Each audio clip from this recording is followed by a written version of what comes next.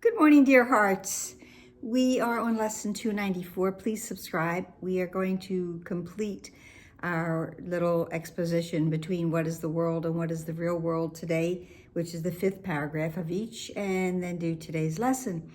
So in What is the World, the 5th paragraph says, and this is really about the shift from going and understanding what this world is to shift into what is indeed the real world. And let us not rest content until this world has joined our changed perception, because this world is only about how we look upon it, and how we look upon this world will be what it is to us. And we can go all the way back to lesson 2 in this wonderful workbook, that I've given everything I see all the meaning that it has for me. And that is indeed what this world will be, all the meaning it has for me, because it came from me, how I see it. And let us not be satisfied until forgiveness has been made complete.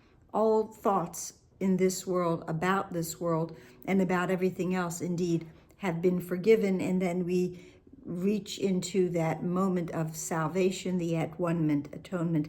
And let us not attempt to change our function. We must save the world, for we who made it must behold it through the eyes of Christ. And when we behold this world through the eyes of Christ, then what will we see? We will see the real world, that what was made to die can be restored to everlasting life. And that is indeed the real world. So we go to the 5th paragraph there, and it tells us the Holy Spirit has no need of time. When it has served its purpose, it will be laid aside. Remember that for today's lesson. Now, the Holy Spirit waits but that one instant more for God to take his final step, and time has disappeared, taking perception with it as it goes, and leaving but the truth to be itself. That truth is true and nothing else is true. And that instant is our goal, to get to that instant. It is indeed a holy instant, for it contains the memory of God, and all that we will see when we are thinking in alignment with the mind of God is everything that we are meant to see and experience and know and to be certain about. And as we look upon a world forgiven, from the world to the real world, it is He, God, who calls to us and comes to take us home, reminding us of our identity with that big capital I, which our forgiveness has restored to us. The way to God is through forgiveness here. You probably knew I was going to say that. Now, thinking of that, and that, their time would be over, it's going to be laid aside. Today's lesson, and it's a favorite lesson, is my body is a wholly neutral thing. And I've used the lines from this lesson in other times when we've had discussions and lessons about body identity. And the lesson begins with the more text portion saying, I am a son of God. I am a child of God. And can I be another thing as well? Well, no. I have to be one thing or the other. I can choose between the two. I can choose between the world and the real world, but I can only be one of them. And did God create the mortal and corruptible? No, God creates the eternal and the timeless and the sinless. What use has God's beloved son, beloved child, for what must die? None.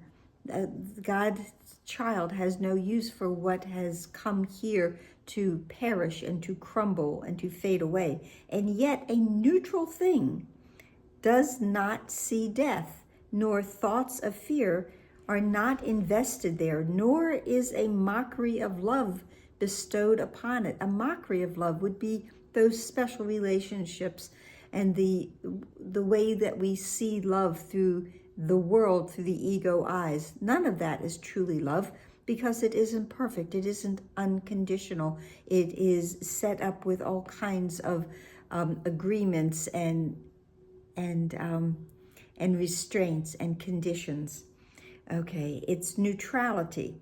Okay, its neutrality protects it while it has a use. This body, it is the fact that it is indeed neutral is what protects it while it has a use. And afterwards, without a purpose, it is laid aside. It is not sick, nor old, nor hurt.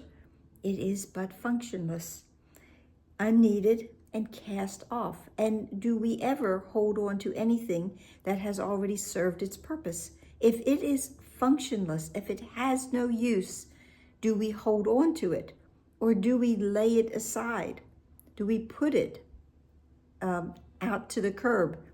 Okay, do we recycle it? We don't use it when it no longer has a purpose and a function for us.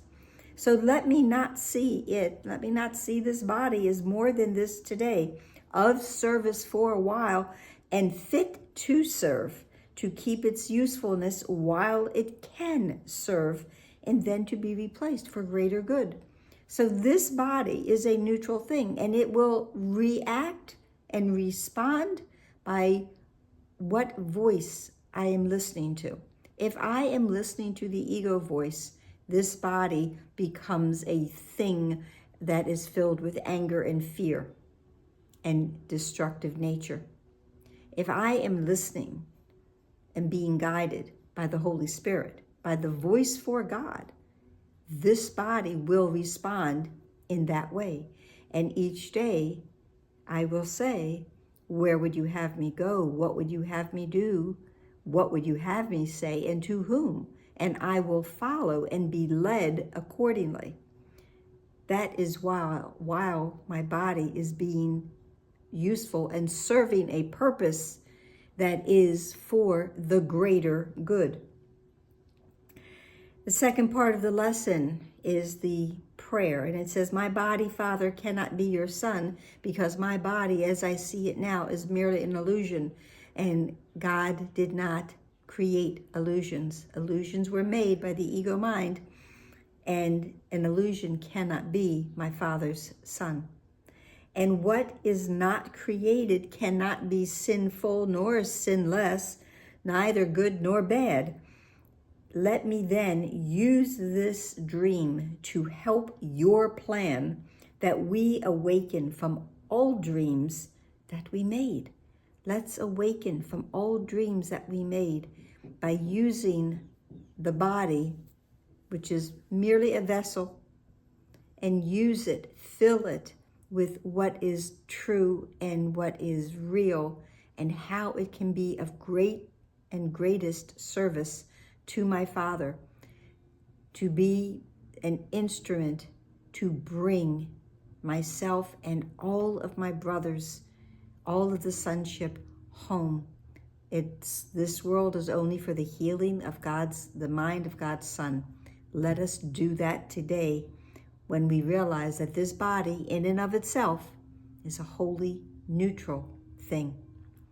And I think that's it for today, and I hope it helped. So please like, share, and subscribe.